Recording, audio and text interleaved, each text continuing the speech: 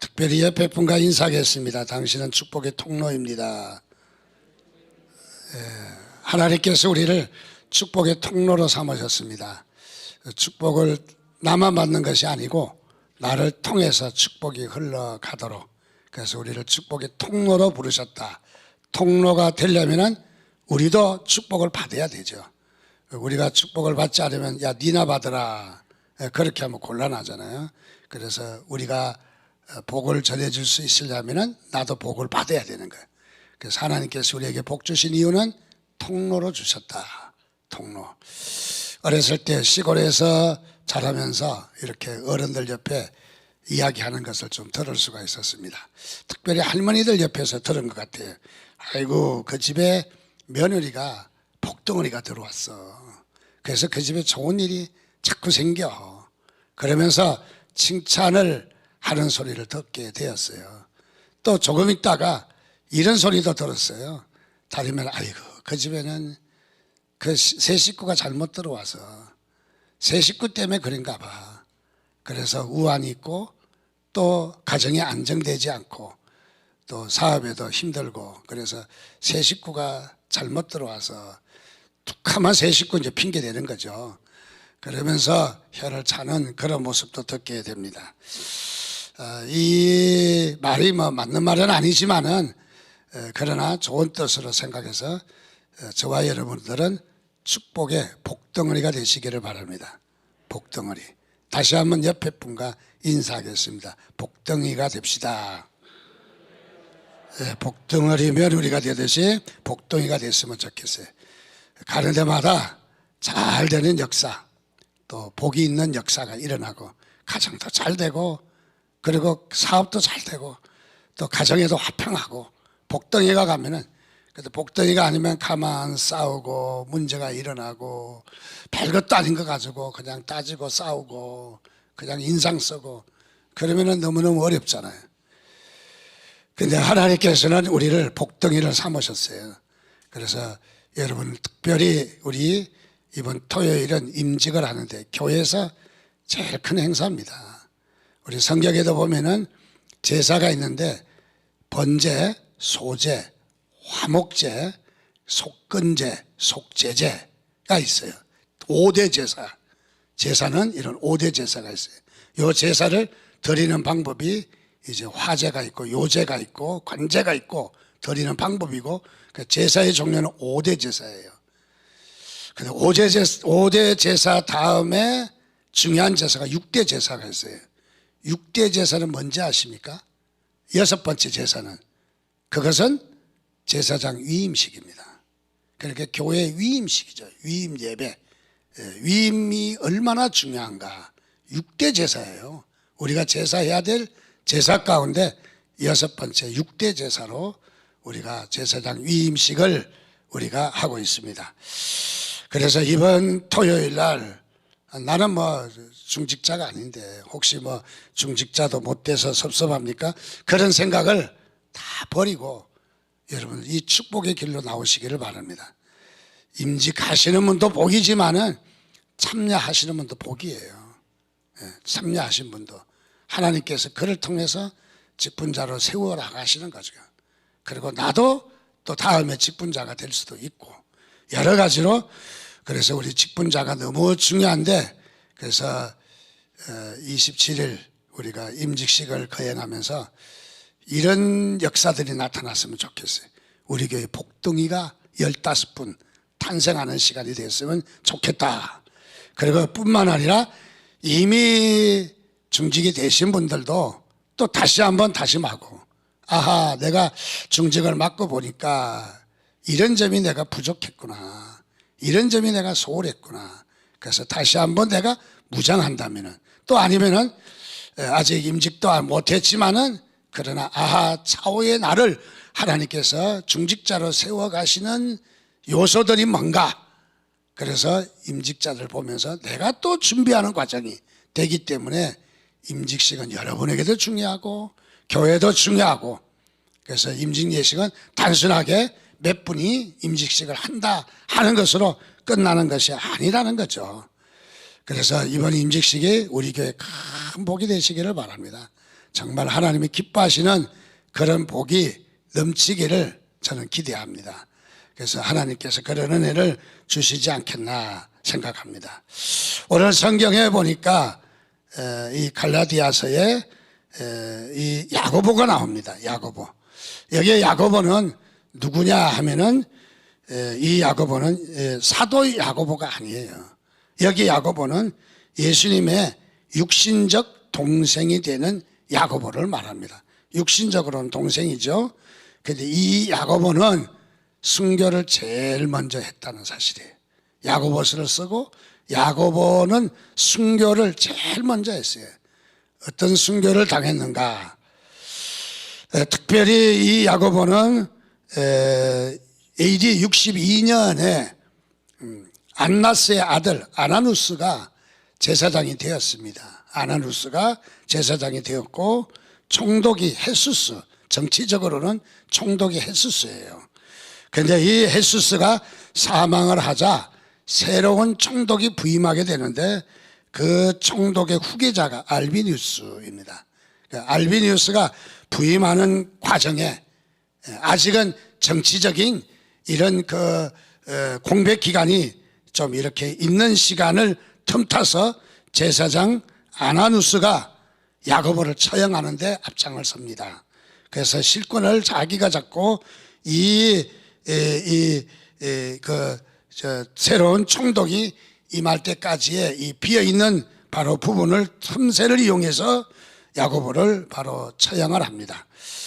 제명은 율법 파괴자로, 율법을, 하나님의 율법을 파기했다. 그래서 율법 파괴자로 공회에 고소해서 돌로 쳐서 죽입니다. 여러 사람이 돌로 이렇게 때려서 죽은 것이 아니라 이렇게 한두 사람이 이렇게 머리를 찍어서 머리를 아주 깨뜨리고 아작을 내서 죽이는 바로 그런 일을 하게 됩니다.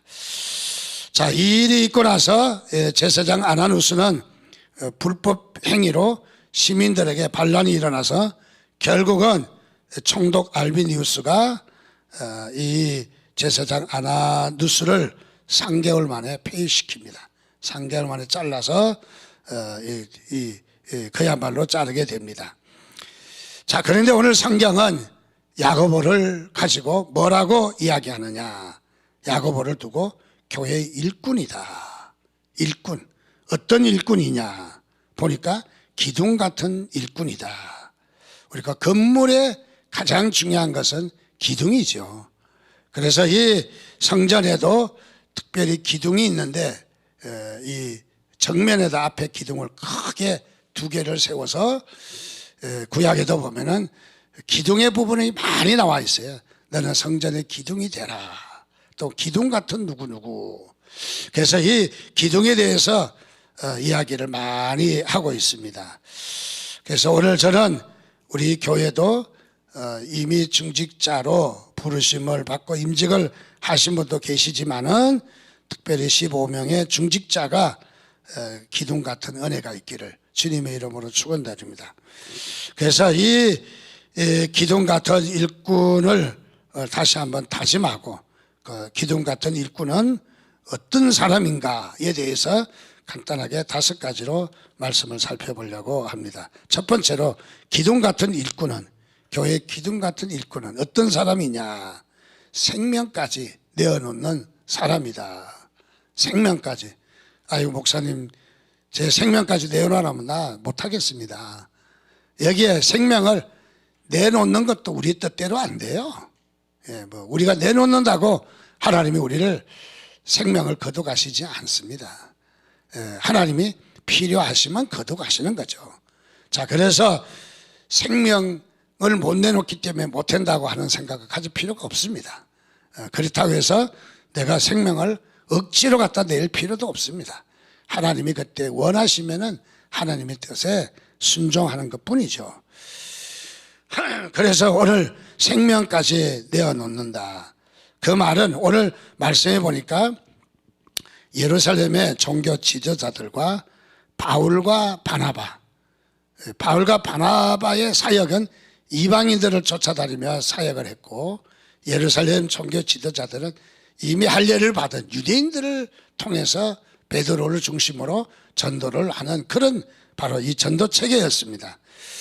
그런데 바울과 바나바가 그때의 최고의 종교 지도자, 예루살렘의 종교 지도자들과 서로 모여서 화합을 하고 악수를 했다. 자, 어떻게 이렇게 악수를 했다는 자체는 화합도 했다 하는 말이죠. 악수를 했다는 말은 무슨 말이냐? 종교 지도자들이 바울과 바나바의 일하는 것을 인정했다는 거죠. 인정을 했다. 성령님께서 그들에게도 역사하셨다. 그들에게도 둘 다 역사하셨다. 그래서 다 같은 성령이 하나 되게 하셨다 하는 것을 말해주는 것이죠. 얼굴도 잘 모르지만은 들려오는 소문에 바울이라는 사람과 바나바라는 사람이 이방 땅을 돌아다니며 전하는데 그것은 예수 그리스도를 전하고 우리가 전하는 복음을 전하더라. 그래서 우리가 전하는 복음이나 그들이 전하는 복음이나 같은 복음이다. 처음에는 걱정도 하고 의심도 하고 또 살펴보기도 했지만은 그러나 가만히 보니까 그들이 전한 복음이나 우리가 전하는 복음이나 다 같은 복음이다. 그래서 종교 지도자들이 손을 내밀고 바울과 바나바를 악수를 했다 하는 것이죠. 단순하게 성경은 악수를 하고 화합을 했다 하는 것으로 끝나는 것이 아니라 이 일을 잊기까지 뒤에 과정을 살펴보면 어떤 과정이 있었을까요? 바울과 바나바는 많은 고난이 있었다는 거죠.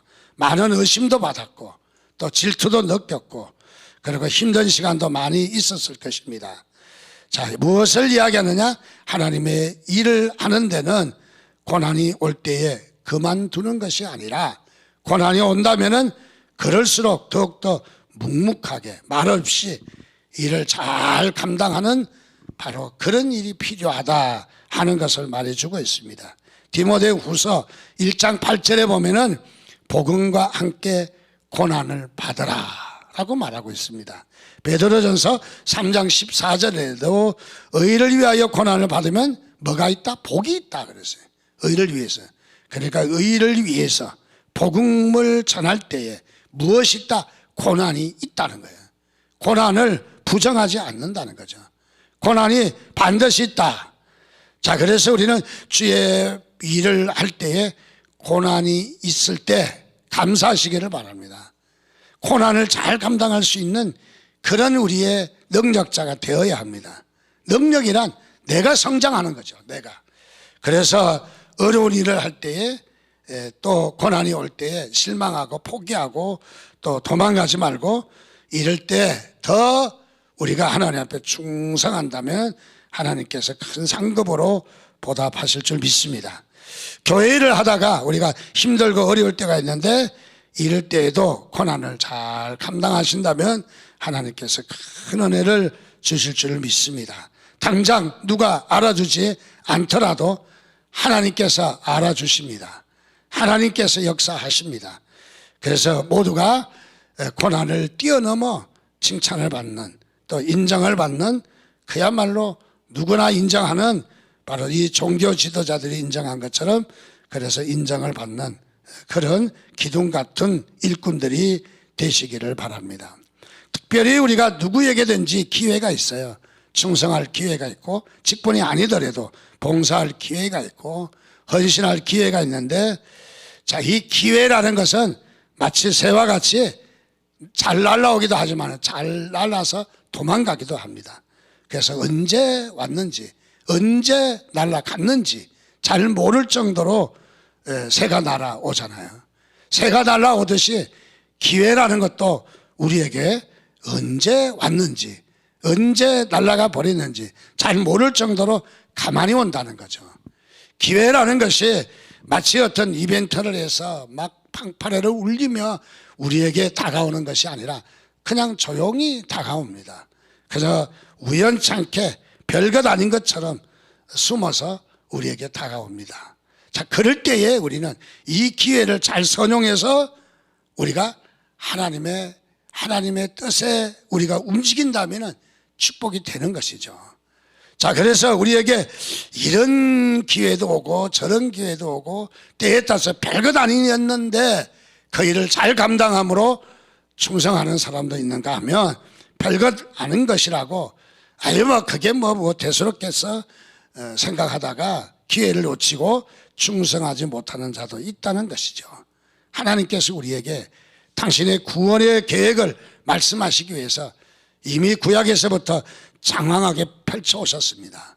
구약에는 처음에는 제단으로 돌에다가 제단을 쌓는 일로, 그 다음에는 성막을 지어서 텐트 속에서 하나님을 예배하는 일로, 여기에 텐트 성막에서 제사할 때에 이 성물이 어떻게 만들어지고 어떤 모양을 내야 되고 어떻게 만드는 과정을 겪어야 되는가, 쳐서 만들고 또 운반은 어떻게 해야 되는가, 이런 일들이 있는데 이 모든 것을 보면은 그냥 잘 만들기 위해서 그렇게 한 것이 아니라 다 의미가 있었다는 거죠. 의미가, 어떤 의미가?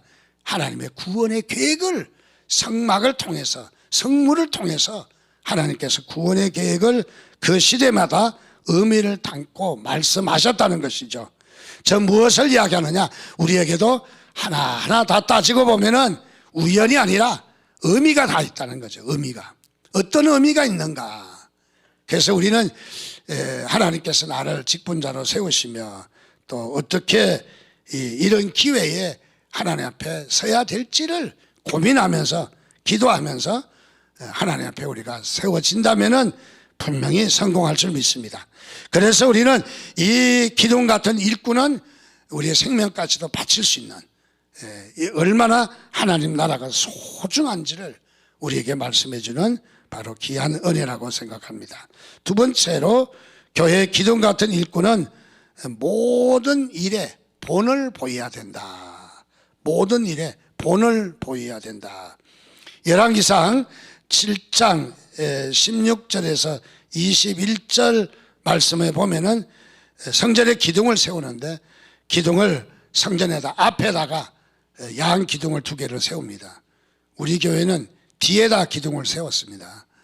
저걸 앞으로 끌어내야 되겠는데 돌아서면은 앞이 되니까 괜찮습니다. 그래서 이 기둥을 성전의 앞에다 세웠어요. 왜 세웠을까요? 여기에 건물이 잘 유지되라고. 물론 맞는 말이기는 합니다. 그러나 성경에서는 이렇게 이야기합니다. 놋을 녹여서, 녹그릇 알죠? 놋을 녹여서 고가 5규빗 그를 되는 2기둥을 낭실 앞에다가 세워라. 그렇게 말합니다. 그렇게 세우고 한쪽 기둥은 야긴이다 하고 오른쪽 기둥은, 왼쪽 기둥은 보아스라 하라. 이름까지 지었었어요. 그래서 우리 야긴과 보아스, 그런 일꾼이 되게 해 주십시오라고 기도 많이 하잖아요. 그래서 21절 열왕기상 7장 21절에 보면 2기둥을 성전 중앙 앞에 세우되 오른쪽 기둥을 세우고 그 이름을 야긴이라 하고 왼쪽 기둥을 세우고 그 이름을 보아스라 하라. 야긴과 보아스가 그냥 생겨난 것이 아니라 하나님의 명령입니다. 그리고 2기둥 꼭대기에는 백합화 형상으로 꽃무늬를 넣어라. 꽃무늬를 넣어라. 자, 여기에 야긴이라고 이름을 새긴 것은 하나님이 경고히 하신다 하는 뜻입니다. 경고히 하신다. 그리고 좌편에 보아스라고 하는 말은 그 안에 힘이 있다, 능력이 있다 하는 뜻을 말하는 거죠.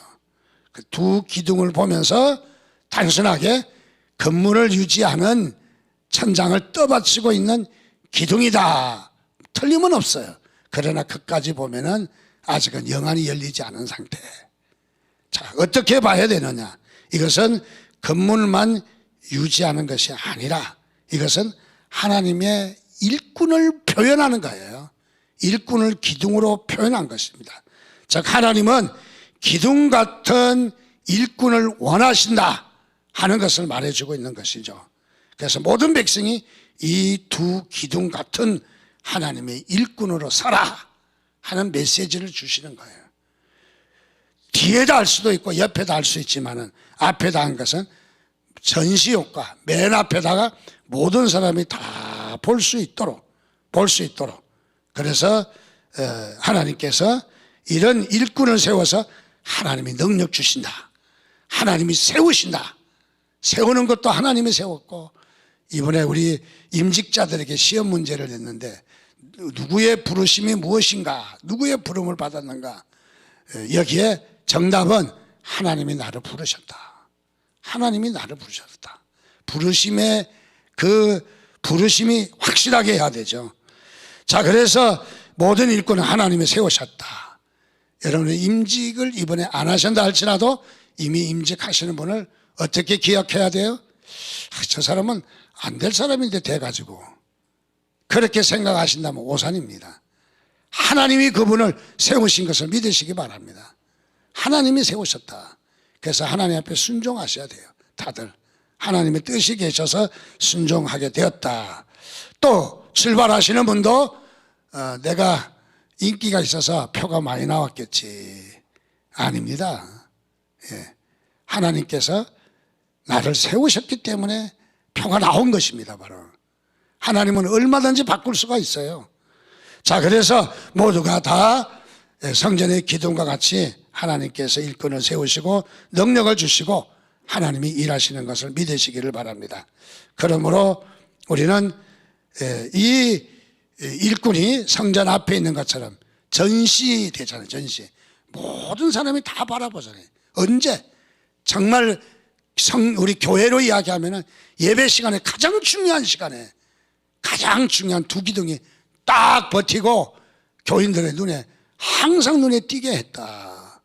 눈에 띄게 했다. 이거는 어떤 전시적인 문제가 아니에요. 보여주는 것이죠. 그래서 예배를 하면서 너희들도 이런 기둥 같은 일꾼으로 세움을 받아라 하는 말입니다. 특별히 시편 84편 10절 말씀에 보니까 주의 궁중에서 한 날이 다른 곳에서의 첫날보다 나은 적 악인의 장막에 사는 것보다 내 하나님의 성전 문지기로 있는 것이 좋사오니 라고 이야기합니다. 자, 여기에 성전의 일꾼들은 어떤 각오를 했냐면은 주의 전에 문지기로 서는 것이 좋다. 문지기는 뭡니까? 보초병 아닙니까? 군에 가면 보초를 쓰잖아요. 전원들이 다 자고 있을 때 한창 곤이 자는데 2시 3시 깨어가지고 야 일어나, 김일병 제1병 일어나, 깨어가지고는 검문을 나가라 그러면 아이고 진짜 죽을 맛이지. 그냥 단잠을 탁 자고 있을 때. 그래서 2시 3시 검문 서라면 제일 힘든 시간이에요. 차라리 잠들기 전에 검문을 서고 오든가 아니면 나가서 잠을 다 끝내든가, 마지막 검문을 서서. 그러면 좋은데 중간에 서라 그러면 너무너무 힘들대요. 그런데 여기에 시편 84편 기자는 그렇게 했어요. 주의 궁중에서 보초로 서는 것이 좋사오니, 보초로. 여기에 파수꾼이 되는 것이 좋다. 파수꾼이란 말을 했어요. 주의 전에 파수꾼. 주의 교회의 일꾼은 어떤 자다? 파수꾼이라는 거예요. 파수꾼이 졸면 안 되죠. 그러면 이번에도 보니까 뭐 북에서 내려와도 다 넘어오도록 몰라. 요즘 우리나라 군대가 왜 이래? 군대가 왜 이래 정말. 우리 막 군인을 믿고 자고 있잖아요. 근데 뭐 다 내려오도록 몰라. 이제 우리 자녀들도 군에 가 있지만은 참 이 보초병과 같은 바로 일꾼들 깨어 있어야 합니다. 파수꾼은요. 파수꾼은 졸면 안 되는 거예요. 자, 여기에 시편 기자는 졸지 않고 서는 파수꾼이 되는 것을 소망하고 있어요. 나는 그냥 주의 전에서 파수꾼이 되는 게 좋아. 파수꾼. 나는 파수꾼이야. 무엇을 이야기합니까? 바로 여기에 기둥 같은 일꾼은 바로 주님의 나라의 파수꾼이다 하는 각오를 가져야 된다는 거죠. 그래서 이번 이 임직을 통해서 여러분들 우리 교회 파수꾼이 되시기를 바랍니다. 군이나 우리 체육대회 같은 거 할 때 보면 남자들은 좀 더 기마전을 많이 해요. 한 사람 앞에 세우고 양어깨에다 두 사람이 팔을 걸어서 한 다리를 넣어서 이제 위에서 싸웁니다. 기마전을 할 때에 위에서 싸우고 뭐 모자 빼앗기라든지 또 어떤 부품, 어떤 소지품을 빼앗기를 할 때에 가만히 있으면 안 돼요. 여기 기마가 되는 사람은 어떻게? 상대방과 서로 상대방 기마를 밀어야 되고 상대방 기마를 밀어서 넘어뜨리는 일에 같이 협력을 해야 돼요. 이 사람은 뭡니까? 기마니까 기둥 아니에요. 기둥. 예, 기둥 아니에요. 그러니까 상대방의 기마에 발을 걸어서 넘어지려고 할 때에 그때의 모자를 빼쓴다든지 그래야 이기는 거죠. 무엇을 이야기하느냐? 기마가 중요하다는 거죠. 기마가. 오늘 우리도 우리 교인 한 사람 한 사람은 다 기마예요. 기마. 여러분 하나가 쓰러지면 집니다. 패할 수밖에 없는 거예요. 자, 그래서 우리는 이 잘 떠받치는 기둥과 같은 기마가 되시기를 주님의 이름으로 축원드립니다. 세 번째로 교회 기둥 같은 일꾼은 어떤 일꾼이냐? 그것은 그리스도 향기를 날려야 한다. 향기를 날리는 일꾼이 돼야 돼. 향기를. 7장 22절 열왕기상 7장 22절 말씀해 보니까 두 기둥 꼭대기에 백합화 형상이 있더라. 성전의 기둥을 만들며 꼭대기에는 백합화 꽃무늬를 넣으라는 거예요. 백합화는 히브리 말로 슈샨이라고 그럽니다. 그런데 이거는 꽃말을 보면은 아름답다라는 말과 순결이라는 말을 합니다. 이것은 뭐냐면 그리스도의 순결과 아름다운 향기를 의미합니다. 향기를. 그런데 성경에 보면 아가서 2장 2절에 보면 이렇게 말해요. 가시나무 가운데 백합화 같구나. 우리를 백합화인데 우리를 뭐라고? 가시나무 가운데 백합화 같다는 거예요. 가시나무 어떻습니까? 찔러져? 피나죠? 옳게 설 수도 없죠. 그런데 우리 백합화를 어디에 두셨다고요? 가시밭에 두셨다. 가시밭은 무엇이에요? 세상을 이야기하는 거예요. 세상. 우리 백합화되는 성도들, 교회 일꾼을 어디에다 세웠다? 가시밭 가운데 세워 있다는 거예요. 그래서 자라나다 찔리기도 하고요. 그런데 그런 가시밭에서 도도하게 가시덤불 사이로 백합화가 딱 자라나는 도도함이 있어야 돼요. 도도함이. 오늘 이 교회 기둥 같은 일꾼을 이야기합니다. 또 어떻습니까? 도도하게 자라기는 했지만은 바람이 불면 찔리고 상처나고 아파해야 되고 힘들고 바람에 휘날려서 백합화가 이리 찔리고 저리 찔리고 힘든 가운데 있습니다. 무엇을 이야기하느냐? 그것은 우리를 세상 풍파 속에 때로는 우리를 바람에 의해서 찔리고 핏자국 흘리고 뭐 피는 없지만은 백합화가 진물이 흘러나오면서 이것이 세상 널리 향기로 날리게 된다는 거죠. 향기로. 종달새라고 하는 영국 시인의 시가 있습니다. 그 시에 보면은 종달새가 지지배배 웁니다. 새는 운다 그러죠. 운다. 그런데 우는 이유가 왜? 배고파서 울어요. 먹이를 먹기 위해서. 그런데 듣는 우리에게는 노래로 들리는 거죠. 지지배배. 때에 따라서 우리가 울어야 될 때가 있어요. 교회를 움켜쥐고 울어야 될 때가 있어요. 때에 따라서는 우리가 아플 때도 있어요. 감당하기 힘든 것도 있어요. 그것 때문에 만신창이가 될 때도 있어요. 그 울음이요 아름다운 노래로 성화시킨다는 거예요. 하나님은 아름다운 노래로 바꿔줄 줄 믿습니다. 바로. 그래서 이 백합화가 진액을 흘리며 널리 퍼져나가는 향기듯이 바로 이 기둥 같은 일꾼은 바로 그런 존재이다. 그래서 조롱과 멸시와 반목과 그야말로 이런 손가락질을 당해도 기둥 같은 일꾼은 묵묵히 서서 때에 따라서는 찔려지만은 우리 찔린 가운데서도 담대하게 우리가 서나가는 일꾼이 되시기를 주님의 이름으로 축원드립니다. 네 번째로는 기둥 같은 일꾼은 어떤 분을 이야기하느냐 하면은 원만한 마음을 가져야 된다. 원만한 마음을. 원망이 아닙니다. 잘못 오해하시면 안 됩니다. 기둥 같은 일꾼은 원망을 많이 해야 된다. 그 말은 아닙니다. 원만하다는 말은 연합과 조화를 이야기하는 거죠. 어디서나 잘 적응하는. 어떤 사람은 적응을 잘 못해. 성격이 까칠해가지고 어디 가면 아이고 나는 여기 싫어요. 참 뭐라고 해야 될지 모르겠어요. 왜 싫어요? 왜 적응을 못해요? 어떤 곳에서도 적응을 해야 돼요. 내게 능력이 무엇입니까? 내게 주신 능력이 나만 편하고 부드럽고 안정된 자리가 그것이 축복입니까? 빌립보서는 이야기합니다. 내게 능력 주시는 자 안에서 나는 모든 것을 할 수가 있다. 내가 적응을 한다는 말이에요. 배고픔과 굶주림과 또는 매를 맞는 것과 어떤 그런 여러 가지 어려운 일을 당해도 내가 그게 적응을 하겠다는 게 능력이에요. 적응은 뭐냐? 내가 적응하는 거예요.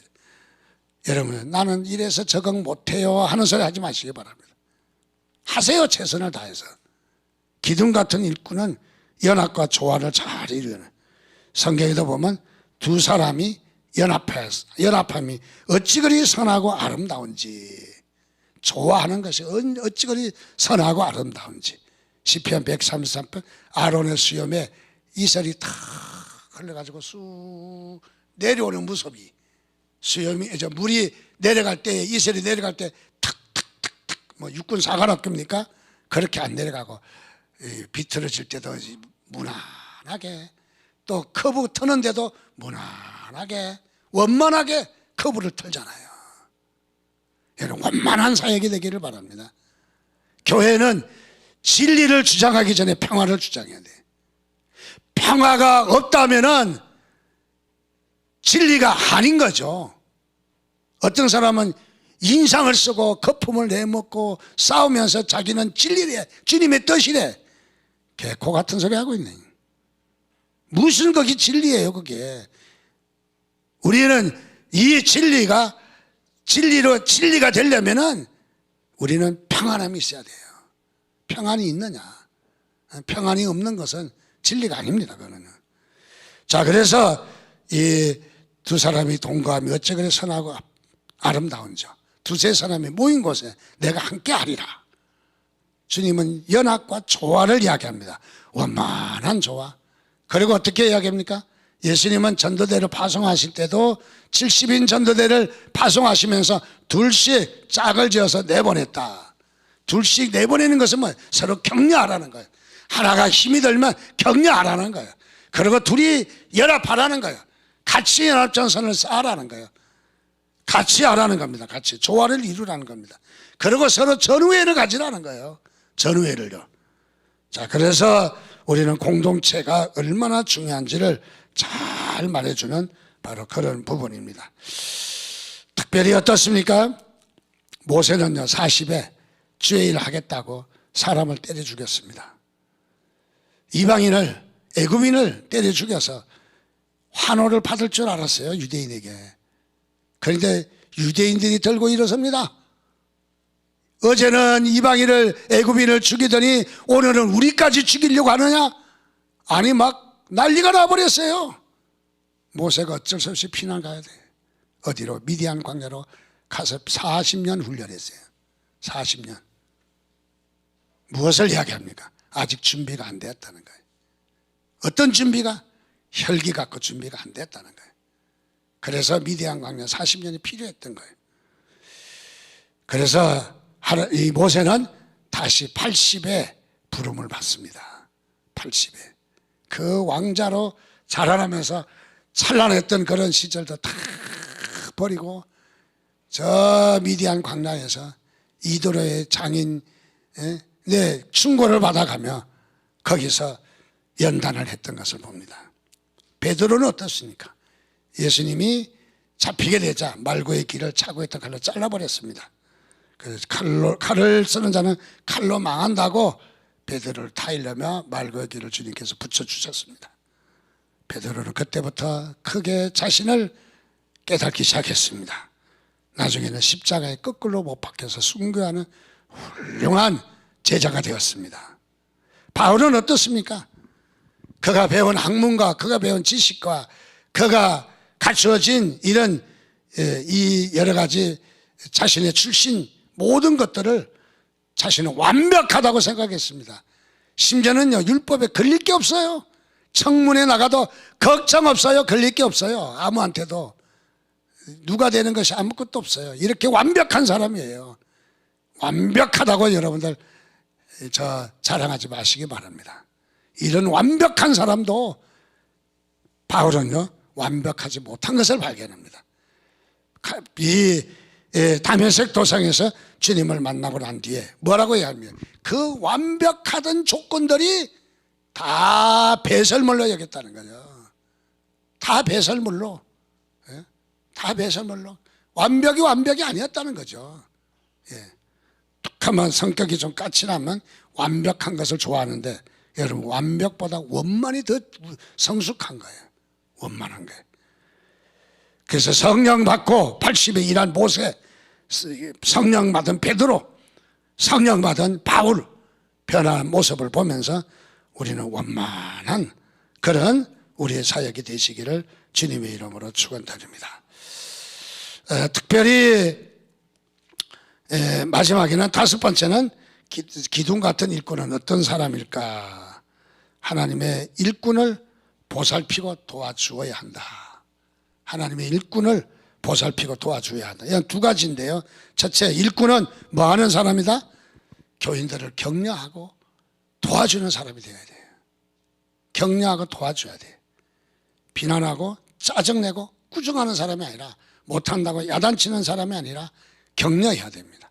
두 번째는 격려를 받아야 돼요. 격려를 받는 사람이 돼야 돼요. 무엇이냐면은 주의 일을 하면서 우리 교우들은 앞장선 직분자들을 격려하시기를 바랍니다. 아멘을 아무도 안 하니까 우리 직분자를 격려 안 하시려나 봐, 이분들이. 격려하시기 바랍니다.